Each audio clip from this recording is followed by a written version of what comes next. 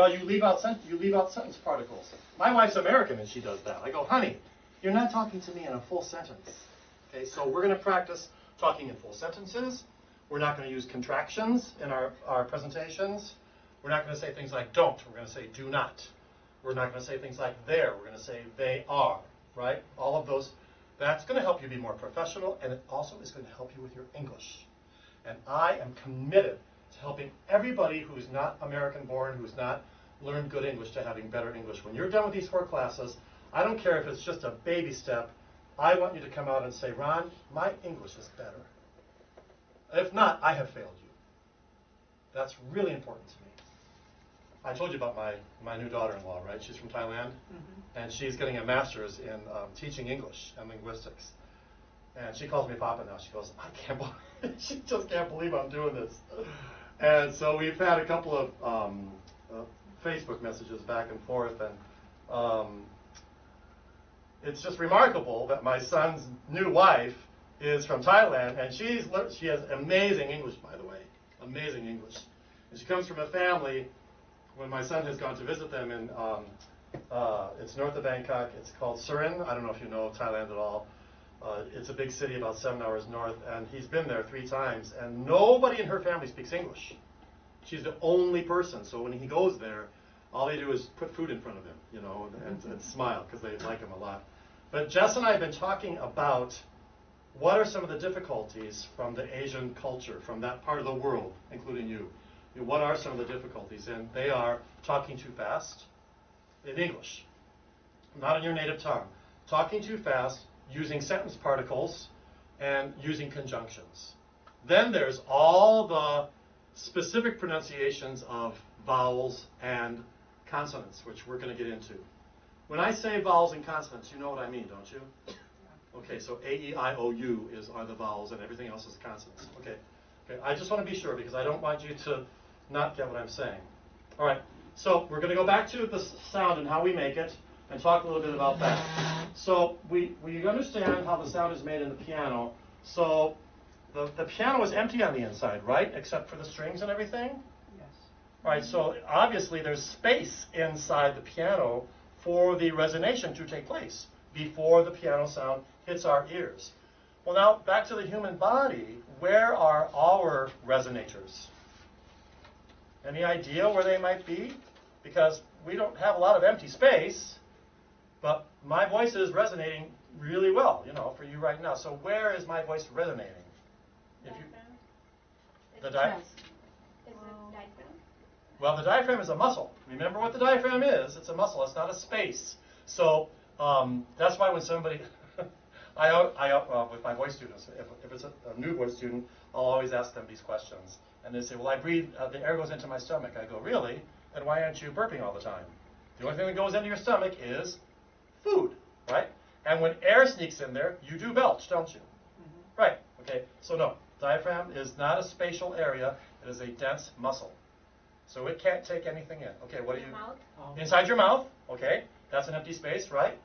Where else? Head. Throat, your nose, expand. Head. Head, yes, exactly. Very, very important to understand what vibrates up here, because there's a little bit of water between your skull and your brain, correct? All right, that vibrates. It's a vibrating space. Automatically, without you can't control it. It just does it automatically. Where else? Where's your biggest vibrating cavity? Chest. Well, now, there's all kinds of stuff in there, but it does vibrate. What is vibrating when I talk? In my chest. If I throw my voice down here, what is vibrating? What's my sound? Did you have a long day today? Michelle's in the back yawning. It's all right, no problem. What's vibrating? The folds is vibrating. No. Resonating. So we talked about, we mentioned the chest, right? So what is the piano made out of? Wood. Okay, so somewhere in our bodies we have a surface that's like wood. What is it? It's just one word. Bone. Bone. All right?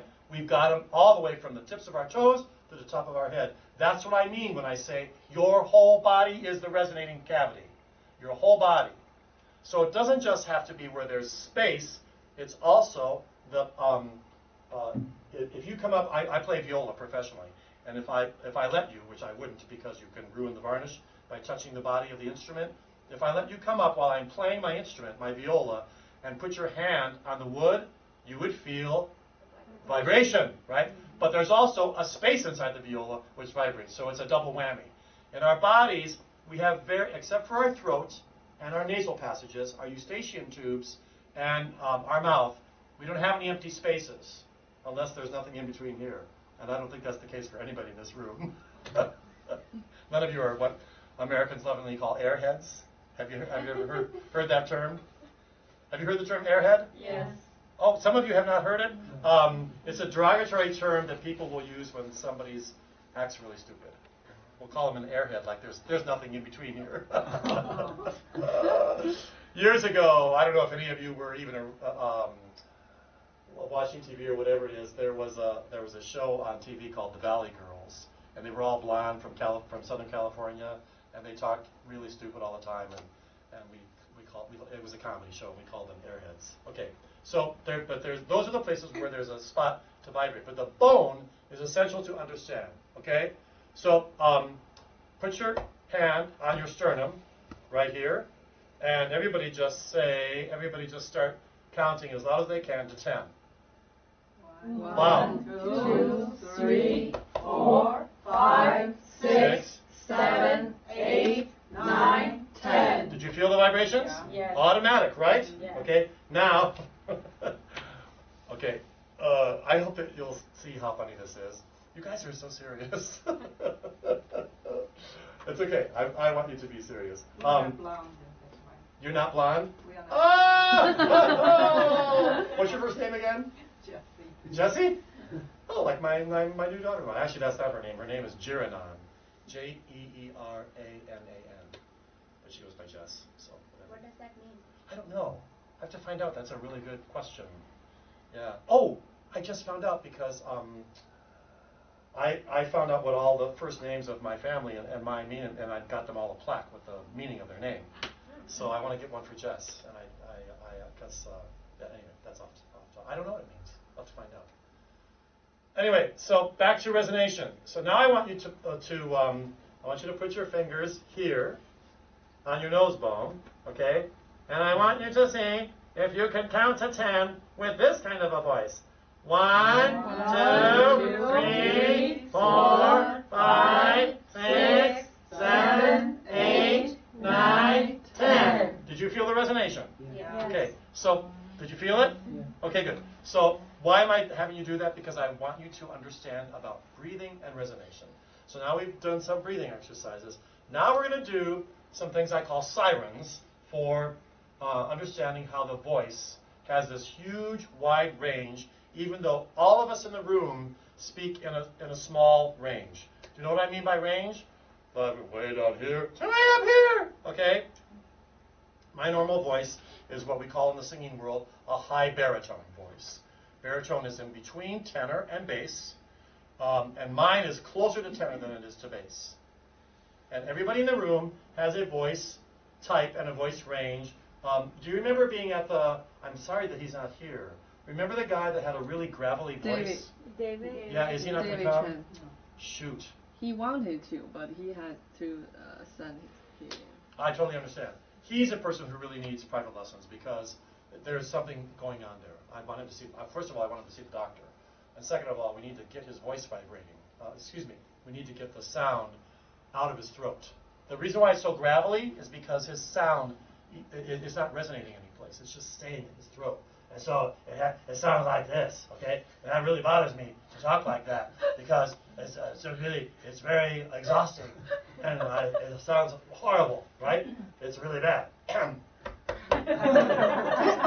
Okay, so we need to encourage him, to not only take some lessons but to see the doctor. All right, so sirens are simply a way for you to get in touch with your resonating cavities. They go like this.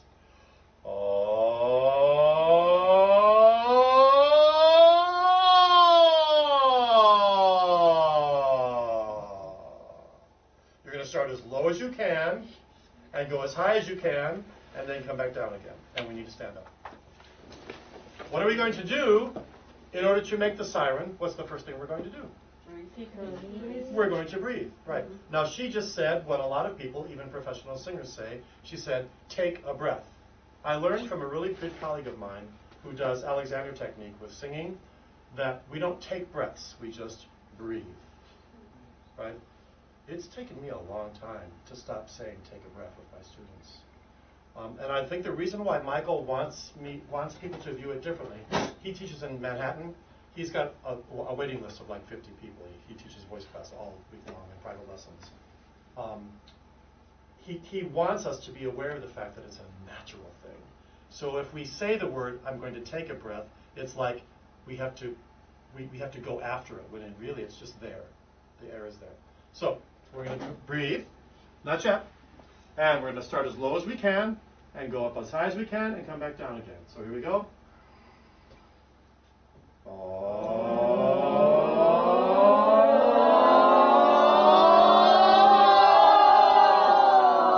going, all the way down, all the way down. Okay, now many times I will ask you to do this. I want you to critique the teacher. Okay, so I'm going to do what almost all of you did, and you tell me if it's right or wrong. Ready? So don't do it, just look at me.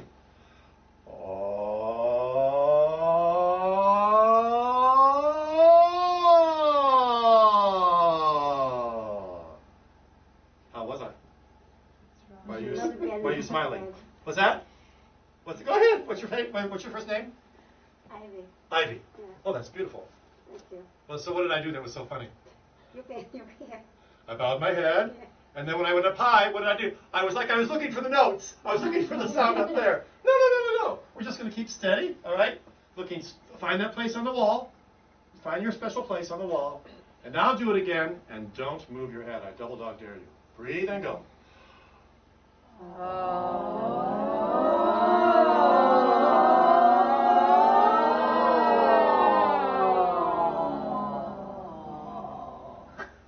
It's hard to do. Huh? Hard to do it? Hard not to move? No, to mimic the sound. Oh, to make the sound. Okay, good. All right, so now when you do your sirens, you have to do something else. I need you to do one other thing. I need you to not do it like this. Okay? Because if I talk to you like this, no sound is coming out, right? Because my mouth is not open. So I'm sure at some point in your life to somebody, probably one of your children, when they hurt themselves or when something happened that was bad or whatever, you went, oh, like that, right? That's the opening we're going to use. The reason why we're going to use that opening is because we want the cavity, that's our mouth, to be as big, like when you yawn. Yes, everybody yawn. Come on, you were yawning before this. I'll call you up here and make an example out of it. Okay, so we're going to use that opening. Watch me.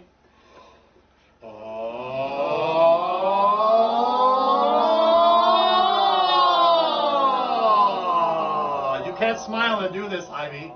Yeah, she's like this. She's like, like a little China doll. You're not allowed, okay? You can't be happy and do this, by the way.